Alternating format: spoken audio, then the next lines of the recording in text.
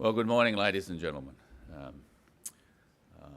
Thank you for being here. Welcome to this memorial service to celebrate and recognise the great achievements and legacy of our patron, Ken Randall AM, and be here to support his family and friends.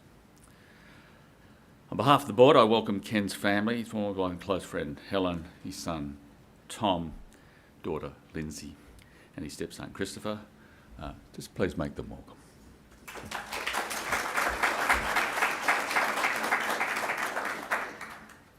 I'm Maurice Riley, the Chief Executive. I should have said that at the beginning.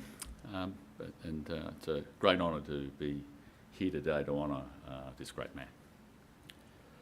Welcome to all the relatives and friends of the Randall and Fraser families here that are here today, and also we are online as well. Welcome to our club president, Laura Tingle, and I also acknowledge the former presidents that are here today, Laurie Wilson, Peter Logue, Russell Barton and John Lombard. So welcome to you and thank you for being here to honour Ken. Thank you to all the board members and past and present that are here as well. And I thank everyone, members and members and friends that are here today. Before we begin, I would ask you to turn your phone to silent or to off for the duration of the service. A bit of a distraction when it goes off, so I'd be very grateful if you'd have a look at your phones. Now, on my right, not sure Ken would appreciate there's more on the right than on the left, but never mind. There is a condolence book to my right, your left, and if you'd like to record something in the condolence book, we'd be pleased to have that. So I've got some of the condolences, which I'll read out as well. Right. Our first speaker today is going to be Laura Tingle, and as she starts to come to the stage, we had an apology from John and Helen Gall. John was the awards coordinator and the journalistic judge with Ken for literally decades at the club. He's written, Ken was perhaps the NPC's greatest supporter. And although we were on different sides of the political fence, we invariably had mutual respect. Ken was of that now extinct breed of gentleman journo. So please welcome the president to the club.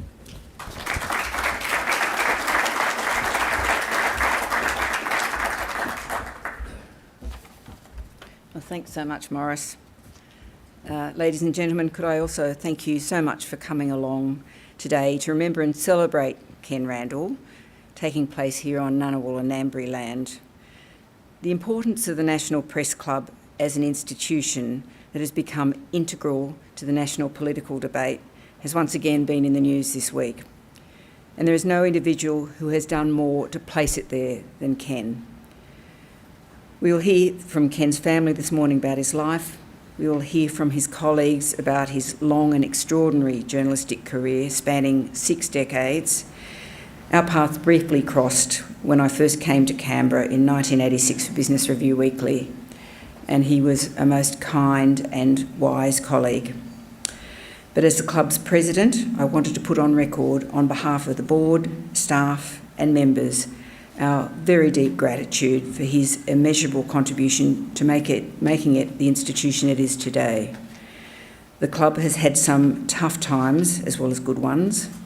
Ken saw us through all of them, serving for a record 22 years as the club's president, 19 years consecutively, and even longer as a member of the board and officer in an association spanning in excess of 50 years. We will miss him, and I have to say, looking across at the glass of red wine, so many memories come flooding back of his very calm oversight of so many lunches I attended as a journalist over my own time here. Thank you very much.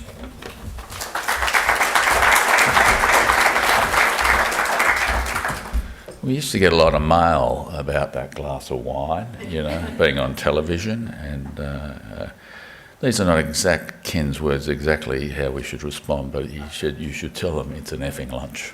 Right? Before I bring our second speaker up, Tim Shaw's written a short tribute. and it was about decoding what Ken speak meant to him. Anyway, as a really latecomer to the gallery, I met Ken Randall in 2016 over a glass in the boardroom of the club. I coined him Lord Randall, a mellifluous voice, present wisdom, experience, respect. I felt like a lark at age 55. Ken was the owl. When I ran for the board, I asked two former presidents to sign my nomination. Thank you, Laurie Wilson, here today. And thank you, patron Lord Randall. I got elected. I would sit with Ken after address. Morris Riley would join us for a libation, just the three of us. And I would ask, what did you think of that address, Ken? And he paused a sip. It was okay. Code for an up-and-comer in the opposition. Good was an environmental and Indigenous affairs spokesman or expert. Or my personal favourite, how is he a minister? Many in government from 2016 to 22. Thank you, Ken. I learnt a lot. I'll never forget. And, well, thank you. So please welcome Tom Randall.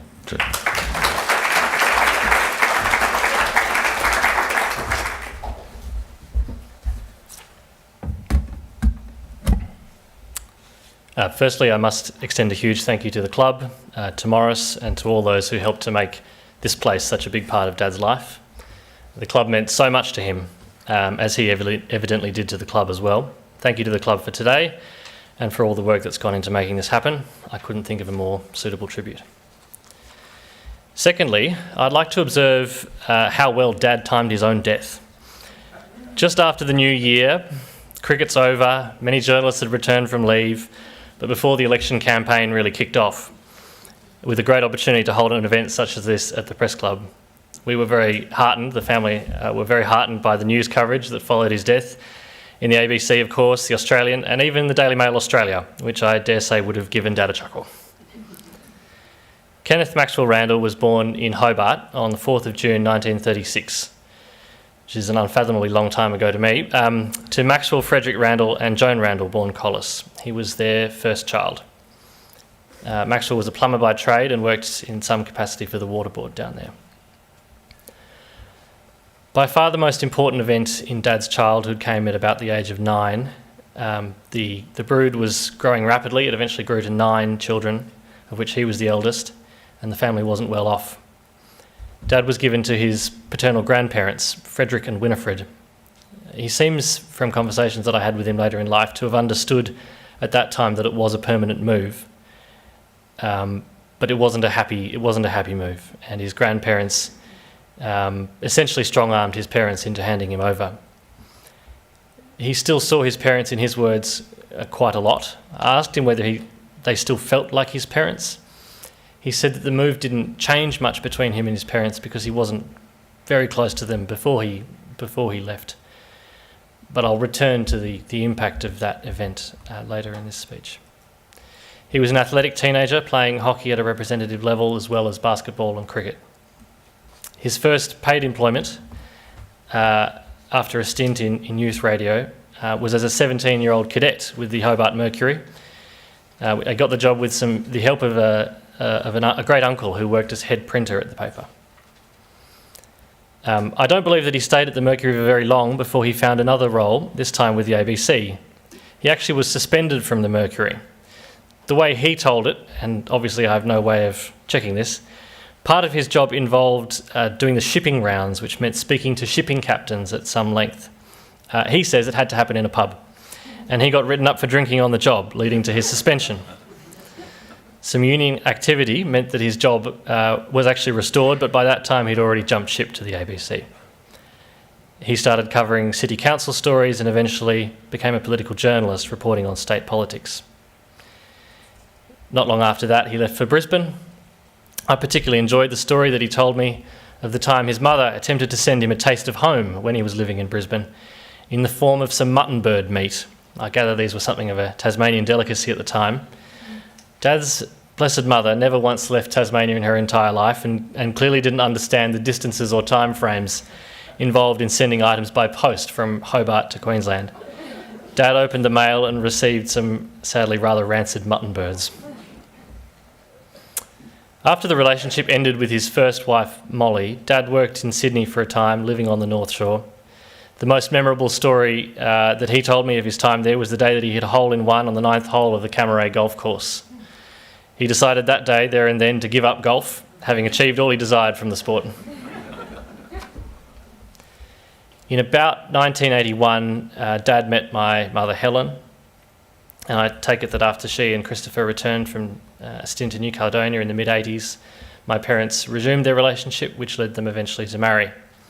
And at the age of 55 in 1992, Ken became a dad. Evidently, he enjoyed the experience of my infancy so much that he and Mum decided to have Lindsay as well. But Dad, he really did enjoy being a father. I was quite struck a few years ago when Mum told me that Dad never once hesitated to get up in the night to put back to bed a crying baby. That's something that can't be said of many fathers, least of all those born in a very different time and already of quite an advanced age at that point. I think the photos from Lindsay's and my childhoods show quite clearly the pure delight that he derived from being a father. I wonder now if this would have been a slightly bewildering experience for someone who himself had a very unhappy childhood and who spent most of his life firmly opposed to the idea of having a family of his own. I'd like to explain the sort of father that he was by reference to what I've come to think of as the 4 great gifts that he gave me. The first of these, and it will seem perhaps a little mundane, but bear with me, was sport. Dad loved sport, most of all cricket, but frankly he would watch whatever was on the television. From a very early age, he sparked and nurtured in me an immense love of cricket. I will always remember the games that he took me to at Manuka, watching the Prime Minister's 11 or the odd New South Wales game. We played backyard cricket together and he took me to my junior games. And he also took Lindsay and me to Brumbies games at Bruce Stadium. I can remember being in the car with Dad listening to ABC Grandstand during the Kolkata Test of 2001, which will mean something to cricket fans in the room. I remember Dad being very supportive of Steve Waugh's decision to enforce the follow-on, proof perhaps that Dad's cricketing instincts weren't quite as sharp as his journalistic ones. And probably the saddest moment that I've had since Dad died was after my game the week that he died. I decided to play, and as the batting order crumbled around me, I dug in for an incredibly boring 40 with only one boundary. As I walked off, I realised this was the first time I wouldn't be able to relate the details of the game to him the following day. The second gift that I received from Dad was a passion for and respect of the English language. He was very particular about his choice of words, about clear and accurate expression, and about proper spelling and grammar. And they were values that he instilled in me too. He always held to the notion that there was a right way to spell words, to pronounce words, to describe events, and that all other ways simply were wrong. He never lacked conviction or confidence in that regard. And perhaps there's a connection because I too have made a career out of words as a lawyer in a profession which adores fussing over the precise use of language. The third gift from Dad was a love of politics and news. It sounds very, very obvious to state it, but he really did live for news. I can always picture a classic Saturday morning Ken routine: dressing gown, plunger coffee, very black toast, and an enormous pile of newspapers. In his later decades, he would often watch a series of news broadcasts from Channel 10 at 5 through to, of course, the ABC News and 7:30. He kept reading newspapers until quite recently, both the Canberra Times every day and the weekend AFR that I would bring him. His appetite for current affairs was insatiable. And I think from Dad, I learned not only the importance of staying abreast of current affairs, but also the real importance, the real vitality of character, vitality of politics to society and to people's lives. And Lindsay and I are certainly devout listeners and viewers of the ABC. The last thing that I'm glad to have received from Dad is quite simply love. I was never in doubt about how much he loved Lindsay and me. He was always terribly, terribly proud of all of us, Lindsay, me, Christopher, Mum, and he loved his family immensely. That he became such a loving and caring family man in spite of his own upbringing, I think was no small achievement. Although Mum and Dad separated many, many years ago, I believe that he still loved Mum in some sense at least. They both deserve immense recognition for building and sustaining a great friendship, even where a romantic relationship had failed, and for being such successful and cordial co-parents. Returning to that element of Dad's upbringing that I mentioned earlier, when he was given away by his parents to his grandparents, it left a truly terrible wound from which he never recovered.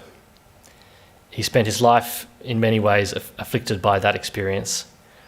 He lost touch largely with his family, with only very intermittent contact with some of them after he left Tasmania.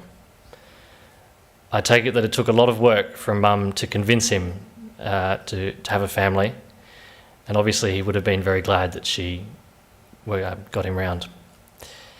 But I think there was a feeling of rejection and abandonment that remained with him for his entire life, and it left him, I think, with a feeling of inadequacy that he wasn't able to address, other than the way that unfortunately many men, and particularly of his era, did, and that was with alcohol. I regret to say that he carried that hurt right up to some of his last lucid weeks. Another layer of tragedy that stays with me is that he never seemed to grasp the efforts that his mother went to in trying to get him back from his grandparents.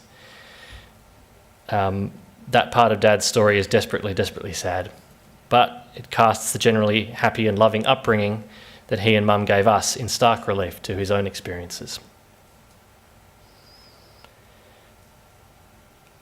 I have been reflecting in these last few weeks on the things that I got from Dad and the things that I didn't. The truth is, he didn't impart on me values as such. He wasn't one for life lessons or talking to. He wasn't. He never sat me down and gave me a stern chat or anything like that. He never made any grand pronouncements about his view of the world other than on some of the things that I discussed earlier. And he didn't shape me in matters spiritual.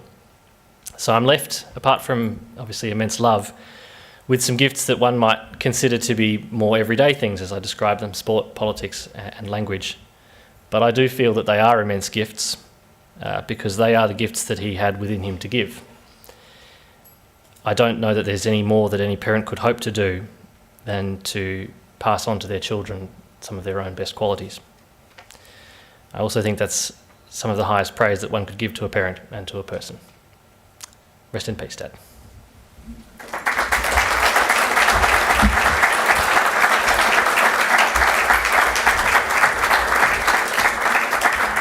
Helen's going to come up next and speak, and as we're doing that, I got a note from Peter Monaghan. He says, I served on the MPC board for 10 years, including as Vice President during the last few years. Ken was present for all the time, and he brought so much experience and wisdom to the table during then. I certainly appreciated his tact and his experience, his diplomacy, and his vigorous advocacy on behalf of the club. He was a wonderful chairperson and a foundation of the club. He regrets he can't be here today because he's not well. So thank you, Peter, for those comments. And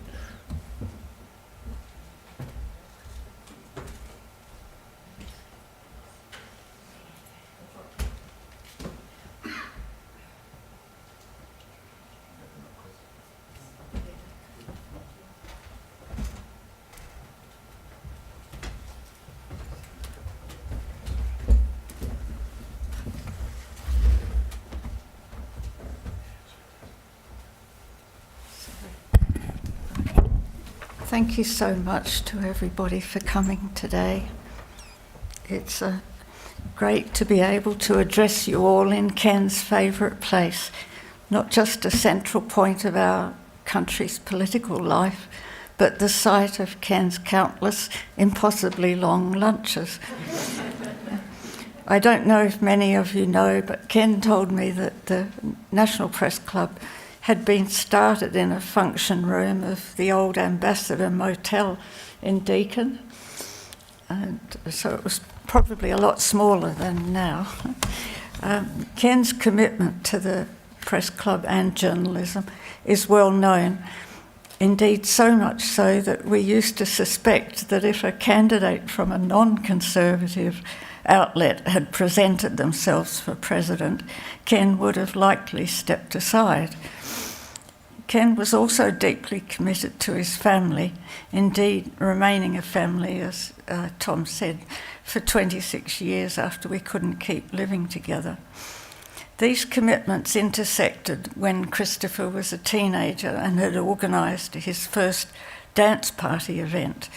When the venue fell through at the very last minute, due to the discovery of Christopher's age, Ken stepped in and quietly organised the National Press Club, saving the party and perhaps Christopher's career. Ken tried to save Christopher in other ways by regularly taking him to Musica Viva concerts when I was an editor in Sydney, but it didn't take effect. Christopher and I moved to New Caledonia, where I was a reporter for Radio Australia and Fairfax.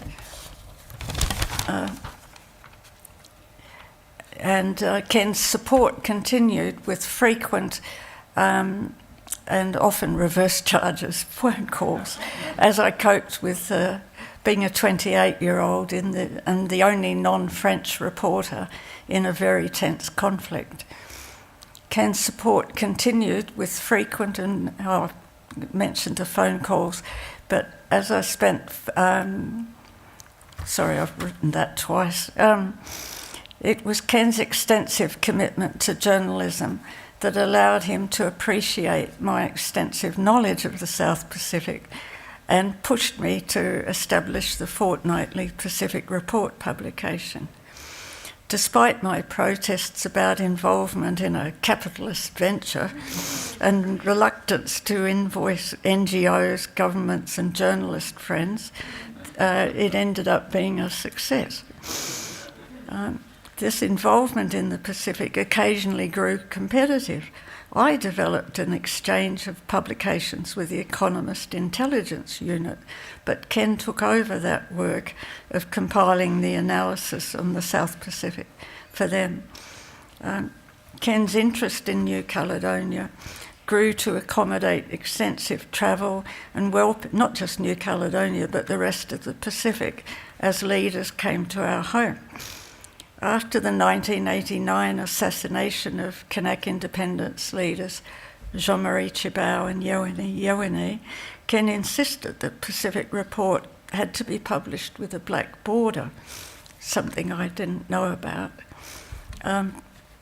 When we hosted my, when I say I didn't know about it, I meant I didn't know about black borders. When we hosted my Kanak friend Annie to stay, she returned to Namir and told everybody about Ken juicing oranges every morning, doing the vacuuming, the ironing and the washing. So the next time we went, we faced, in effect, a queue of Kanak women asking where they could find an Australian husband. As Tom said, Ken had never wanted a family, but after Christopher and I returned from New Caledonia and we all started living together, we had Tom and Lindsay in the early 90s. As Ken told somebody, when your partner wants something so badly, you end up wanting it yourself. Ken described our parenting partnership as me being at best at the front line while he was the solid backup. Ken's commitment to family and intersected with journalism when I was sacked by News Limited, who had inadvertently, in a way, taken over Pacific Islands Monthly, where I was editor. And Ken said, "Oh, get over it. Everyone worth their salt's been sacked by News Limited." So Ken also set up the Neonatal Intensive Care Foundation when Lindsay was a baby and spent a month in intensive care. I'm very proud to say on Ken's behalf that that foundation, which the Press Club's Golfing Day supported for a long time, that it is the leading intensive care unit in Australia. And many lives have been affected by its services. So thank you very much for coming and for hearing me. Thanks.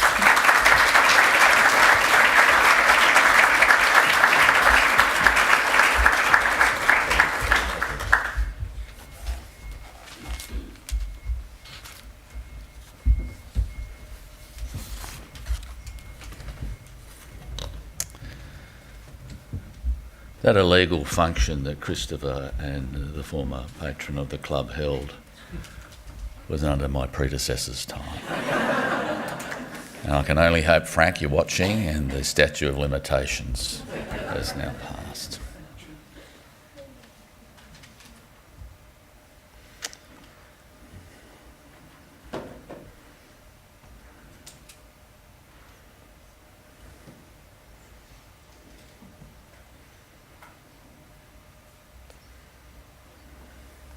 Thank you, Helen. As Laurie Wilson comes up, Robert Hadler wrote, Ken was the doyen of the National Press Club. Gone, but certainly not forgotten. He was a good man. And Chris Stevens, I thought I liked his comment the other day, was R.I.P. Ken. A line defending the freedom of the press. And I've added this, and the National Press Club. Right. Laurie Wilson, great mate of Ken's, former president, number 2 member. Welcome to the podium.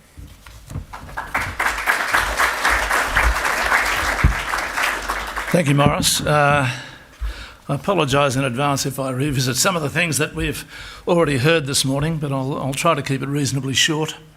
In fact, I will keep it reasonably short. Ken and I do go back a long way, back to my early days in the gallery. I'll talk about that in a moment.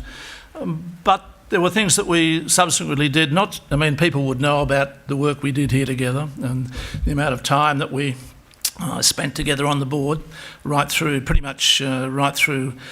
Ken's entire period here as president and on the and much of the patron period as well.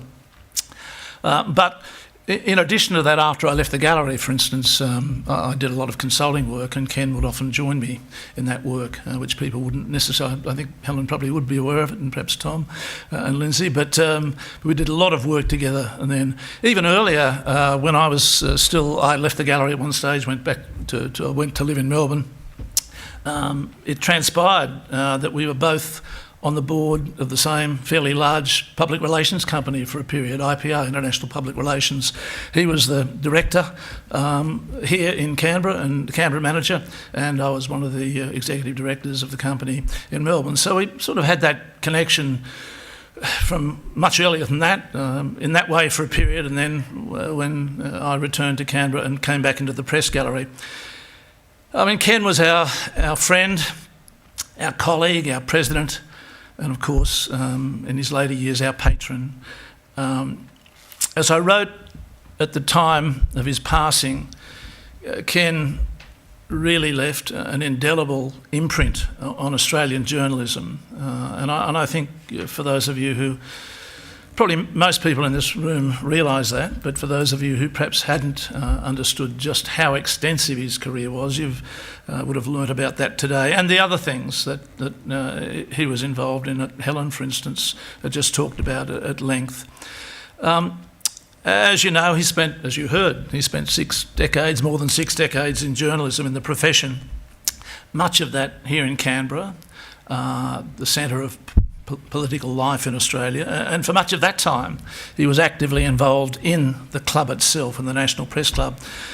For many people, as one of our members, David over there, remarked to me when he heard that Ken had passed, he said, for many people, Ken was the press club. That he just represented everything about this club.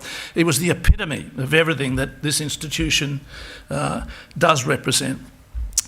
It was 50 years ago, back mid-1974, just before the election of 1974, that I first joined the gallery, and that was a period, of course, for anybody who was around then and even since then would perhaps remember or know, was a very... there was a lot of political upheaval. The constitutional crisis was 12 to 18 months away.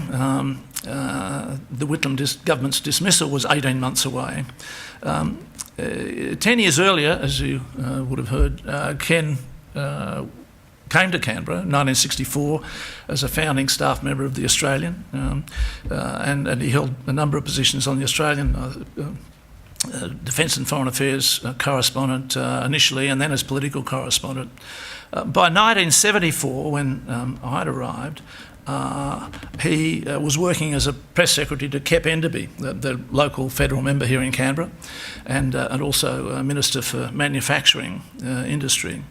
But, of course, when the Whitlam government was dismissed, then Ken returned to journalism, or effective, if you like, journalism. And it was during this period, or shortly after that anyway, that he first approached me. I'm not too sure why. I mean, I knew him at that stage, but not particularly well. But encouraged me to stand as secretary of the press gallery. I wasn't successful initially, but the encouragement continued to have another go, and I was successful. I have to say though that Ken told me at the time, look, there's not a lot in it. You don't have to do much work, you know. What we didn't know, but what I did learn, was that we were heading into the planning period for the new and permanent Parliament House, and there was a lot of work in working with the architects on the design and development of the press gallery. I must admit, one of the difficult jobs I had at that time was to convince the major news organisations that they should take an interest, and they didn't very much at all. They just assumed they'd have a space there, and we ended up having to do an awful lot of work. And of course Ken was president of the gallery at one point as well.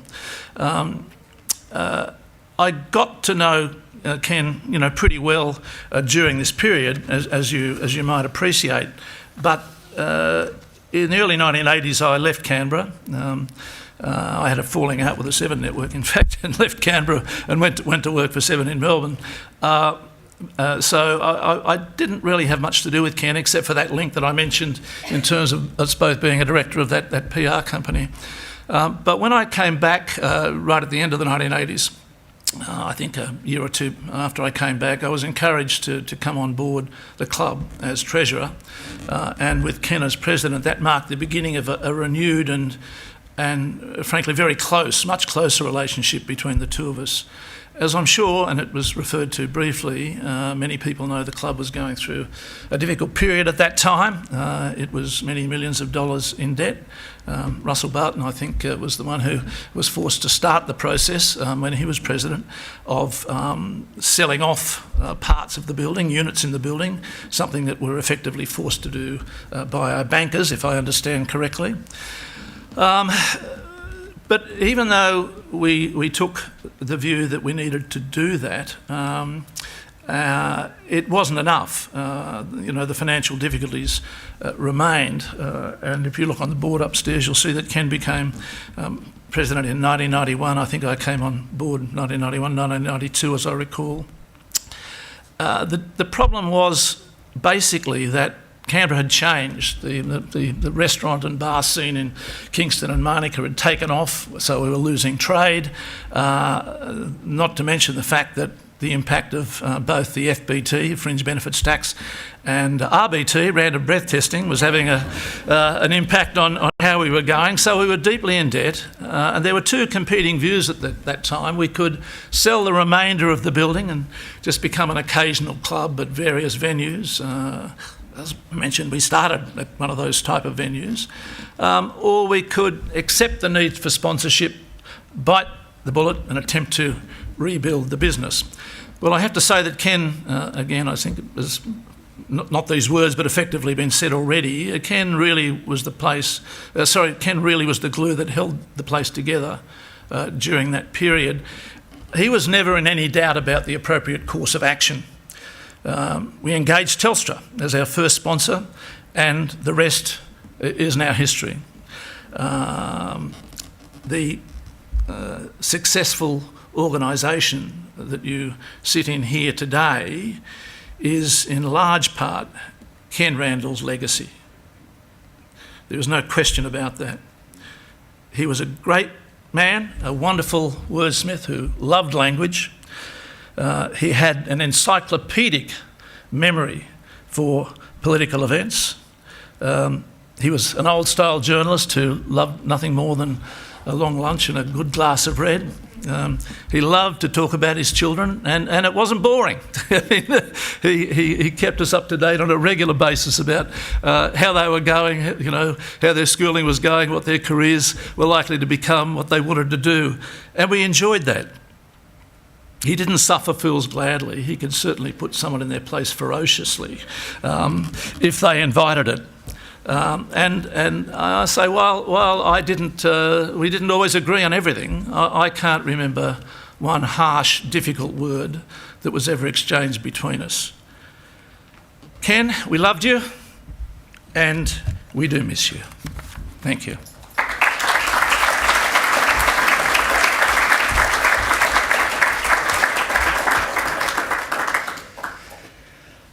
Now ABC has prepared a short tribute, and I think we'll play that now. If the screens are a bit too dull because of the lights wasn't there, you can see them on the back screens as well. So enjoy. With me to question Mr. Lee are Ken Randall, Australian correspondent of a number of papers, including the London Financial Times, Le Monde, and the Far Eastern Economic Review.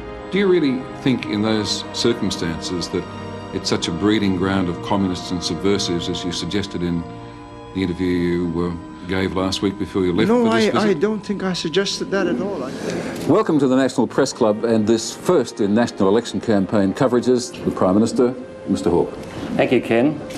I put the case tonight on behalf of a government with an already impressive record. I'm very confident so far as the election is concerned, and to the extent that I take any notice of the polls. Thank you, Mr. Peacock.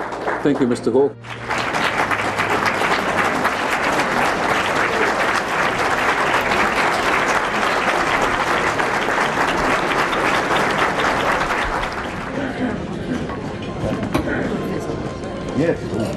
Ladies and gentlemen, welcome to the National Press Club, where we are delighted today in this bicentenary year to welcome the Prime Minister of Great Britain, Mrs. Margaret Thatcher. There's a very good maxim in life that one should start a job as one means to go on.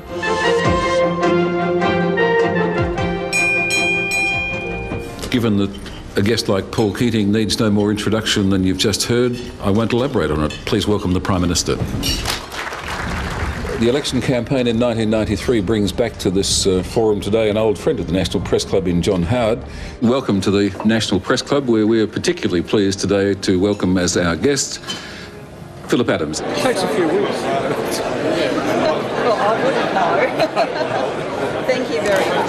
Thanks a lot. Very good. Ken Randall has been watching from the safety of the gallery. The launch of what the opposition calls the Fight Back package began the campaign for a federal election that's still 15 or 16 months away. Well, to discuss tonight's debate is a man who's been involved with every leader's debate since they began. Ken Randall, veteran journalist and president of the National Press Club. Ken, take your mind back to 1984, that first debate. What was your memory of that first leaders' debate? Well, it was a novelty for everyone concerned. I suppose Bob Hawke and Andrew Peacock had their share of exchanges in Parliament, but not like this, the rather more disciplined atmosphere of a television debate.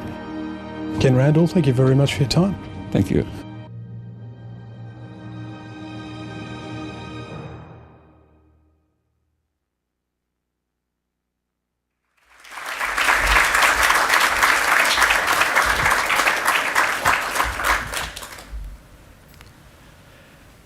Oh, that was fantastic. Thank you from our friends at the ABC. Thank you, Laura, for organising that.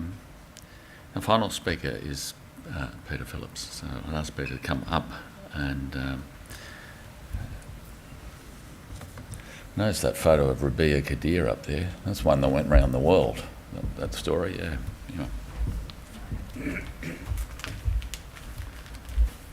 Now, you promised a short speech.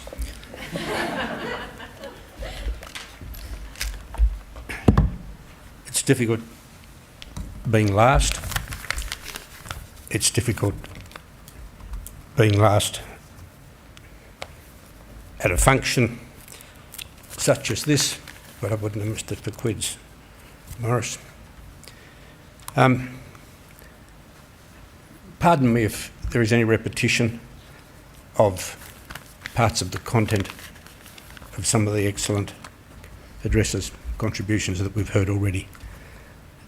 Arriving in Canberra with its population only barely in excess of the national capital's first 100,000 at the beginning of 1969, bent on enrolment in the Asian Studies degree at the ANU, I lucked out big time, even if I didn't know it then.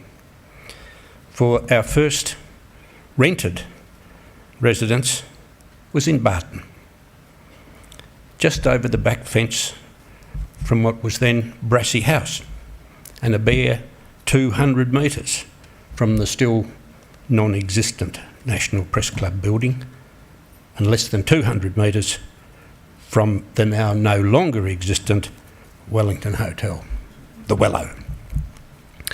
The Wello became, inevitably, Wendy's and my local, and shaped our lives in Canberra.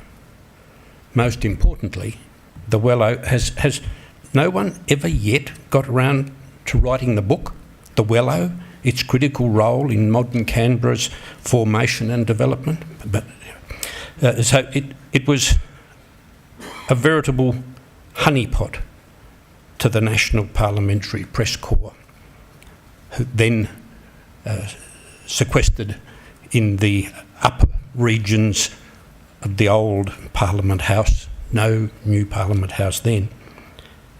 And it was a veritable honeypot for the Press Corps, who beat a regular path between the old Parliament House and the front bar. And what a corps. Maximilian Walsh, David Solomon, Mungo McCallum, John Stubbs, Alan Ramsey, Richard Farmer, Eric Walsh, Rob Chalmers, Alan Barnes, John Lombard, and Kenneth Randall. And somehow we clicked. I suppose, how could we not have? Two Tasmania-born escapees bent on discovering and playing our respective roles in an Australia bent on finding its way into and in the then immediate post-Vietnam War world. But let's pause for a moment here and recall. Ken's first foray into the world of journalism was, as Tommy has mentioned, with the Hobart Mercury and then the ABC, first in Hobart, where he was inducted into the world of political reporting. All of this before the end of the 1950s. We're really dealing with Australian history here. Ken worked with the ABC for a number of years before taking up an engagement with News Limited, which in turn was to last for many years in numerous locations, including Canberra, Sydney, Melbourne, and back to Canberra again, under numerous hats. His earliest years with News were the years of the old Australian, the launch of which as Australia's first national newspaper in 1964 was a high point in modern Australia's media history. That the Australian and News Limited have changed in the 60 or so years since that time is given. That Ken Randall remained unchanged in his commitment to and his belief in the good things in Australian media is his legacy. A day and an occasion such as this, while cause for deep sadness and profound reflection, do offer an opportunity to draw strength from the example of service and dedication set by Ken Randall. Dedication to standards of decency and propriety in the protection and preservation of public debate.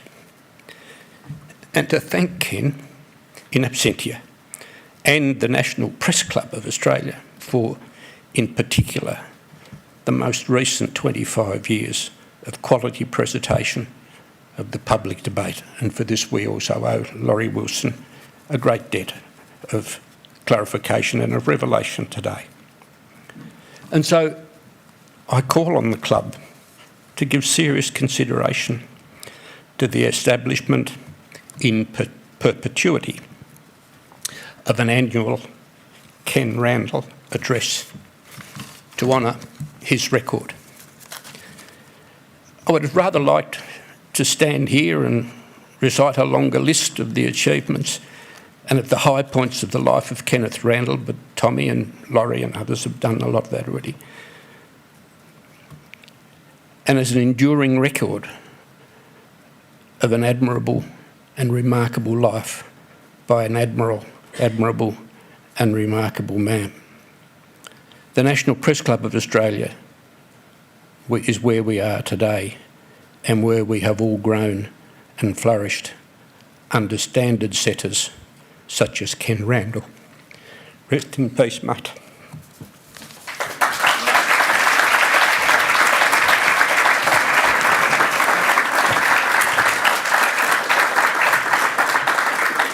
Thank you, Peter. And finally, some comments from the management. There's only ever been 3 CEOs. Marjorie Devane, Frank Cruz and myself. It's quite a unique club when I think about it.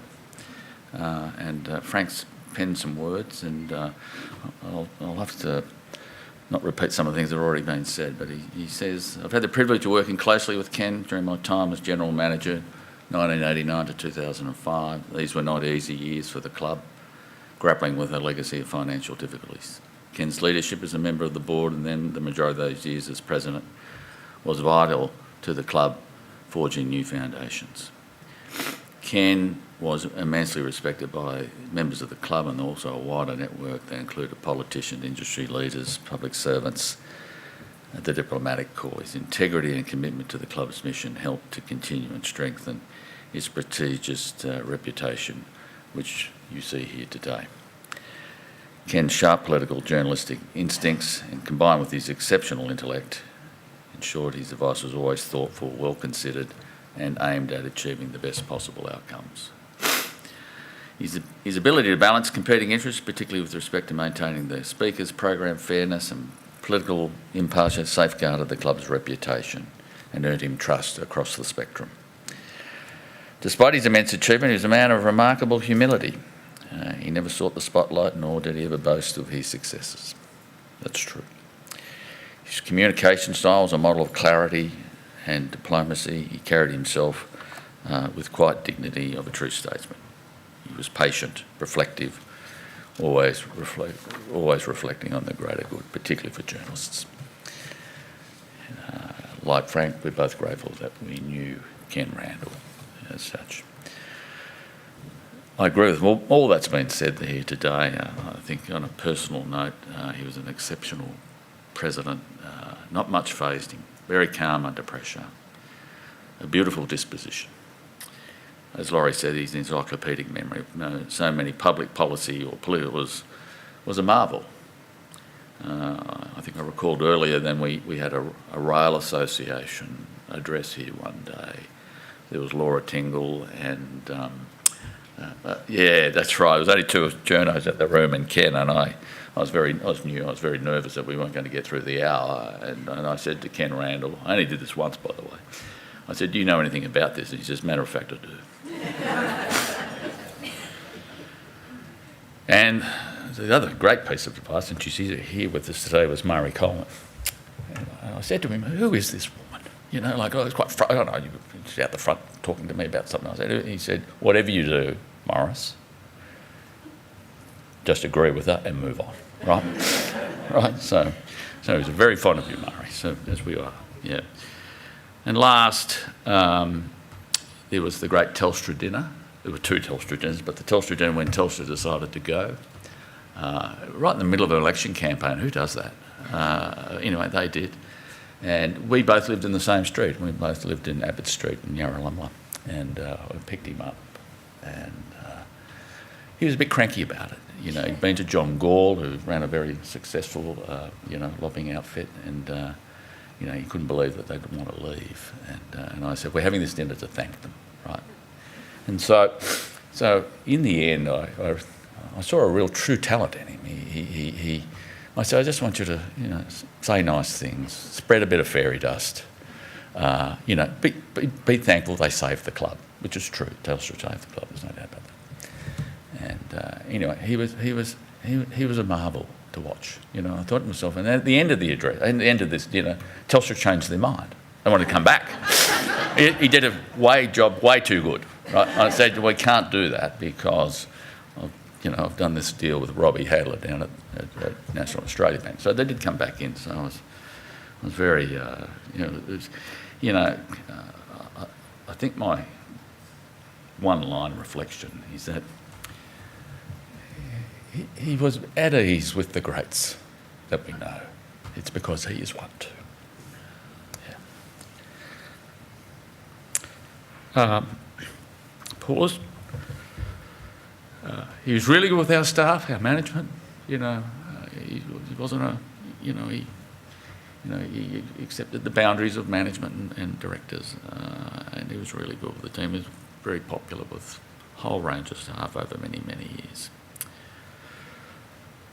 I'll miss him. We'll miss him. Rest my friend. You've served your club like no one.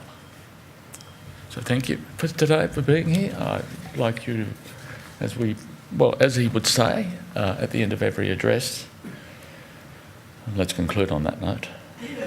And ladies and gentlemen, please join us for some refreshments and formalities and further discussions about the great life, great man, Ken Randall. Thank you so much for being here.